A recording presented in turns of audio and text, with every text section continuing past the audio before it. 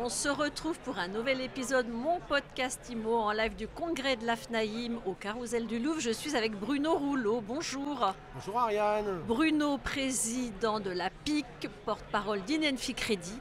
Alors on va parler aujourd'hui de la réforme du courtage et plus précisément qu'est-ce que ça change pour les agents immobiliers, Bruno? Alors la réforme du courtage, à mon avis, c'est passé un petit peu sous le radar de tout le monde, ça c'est évident, et je ne peux pas leur en vouloir. Ça consiste en quoi? Pour que les choses soient claires, c'est de la réforme du courtage en crédit. C'est la loi sur la réforme du courtage en assurance et en opération de banque. Donc ça concerne les opérateurs sur le crédit. Comment ça peut concerner les agents immobiliers? Alors tout simplement parce qu'un certain nombre de ces agents immobiliers sont eux-mêmes intermédiaires en opération de banque. Alors pour certains, ils sont mandataires de certaines banques, ils reçoivent des commissions directement en liaison avec les banques, et puis pour d'autres, ils sont mandataires de courtiers en crédit. C'est autorisé ça par la loi? Oui, c'est tout à fait autorisé à partir du moment où ils respectent les conditions d'accès et qui sont pris en charge par rapport à ça.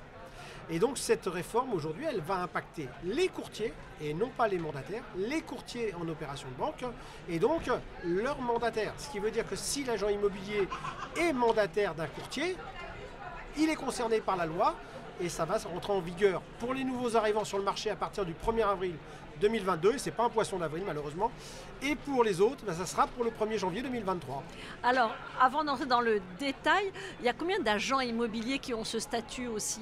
Oh là là, j'ai absolument pas ce chiffre précis, et c'est justement aussi une des raisons pour lesquelles les pouvoirs publics voudraient avoir de la statistique réelle, puisque ces agents immobiliers qui interviennent, parfois le sont à titre d'indicateurs, c'est-à-dire qu'ils ne font qu'envoyer des informations, d'autres fois ils sont mandataires de courtiers, d'autres fois ils sont mandataires d'intermédiaires en opération de banque, et puis quelquefois tout simplement ils sont aussi eux-mêmes courtiers parce qu'ils ont pris la décision de prendre ce sujet et d'avoir en interne une cellule de crédit.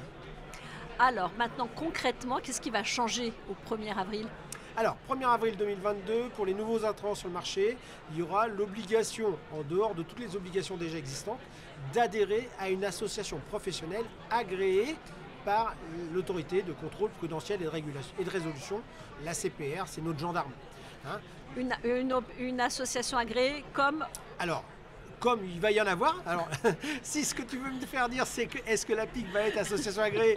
Oui, mais elle n'y sera pas toute seule. Donc en l'occurrence, on vient de faire un communiqué de presse dans lequel on dit qu'on allait s'associer avec 2 autres acteurs de l'assurance pour pouvoir y aller, de façon à présenter un panel de services le plus complet possible pour les gens qui y vont. Parce qu'aujourd'hui, l'assurance aussi est très importante dans l'opération immobilière. On va penser à la dommage ouvrage, on va penser à la MRH, on va penser à d'autres activités en l'occurrence. Donc, première obligation, être affilié à une association. Exactement.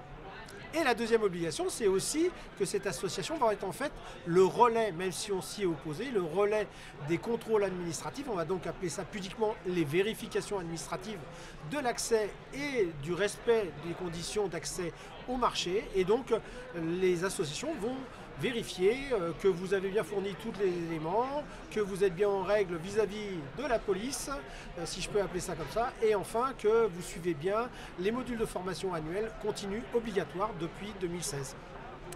Dernière question, dernier conseil plutôt, Bruno Rouleau, qu'est-ce que vous diriez à un agent immobilier qui hésite justement à opter pour ce statut de courtier en crédit? Le courtage en crédit, c'est pas une nouveauté que je vais assortir, mais le courtier en crédit, c'est un vrai métier, comme le métier d'agent immobilier. Moi, courtier, j'irai pas faire agent immobilier, j'ai pas les prétentions et les compétences pour le faire.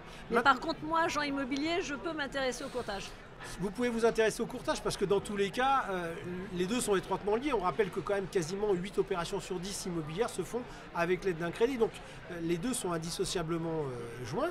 Et de ce côté-là, le courtier, enfin l'agent immobilier qui voudrait pencher vers le courtage ou être mandataire va devoir s'intéresser si jamais est-ce que ça vaut vraiment le coût pour lui, est-ce que c'est une vraie valeur ajoutée ou est-ce qu'il a plutôt intérêt à basculer sur un partenariat étroit avec un autre acteur du marché qui lui est un spécialiste, qui aura plus de solutions bancaires sans aucun doute et sur lequel il n'aura pas les contraintes de toutes ces associations et de l'obligation de formation continue.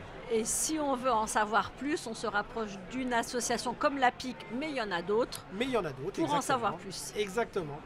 Merci Bruno Rouleau, président de la PIC et porte-parole d'Inenfi Crédit. Merci Ariane. Et à très vite pour un nouvel épisode de mon podcast IMO à télécharger sur toutes les plateformes et à retrouver sur mysweetimo.com.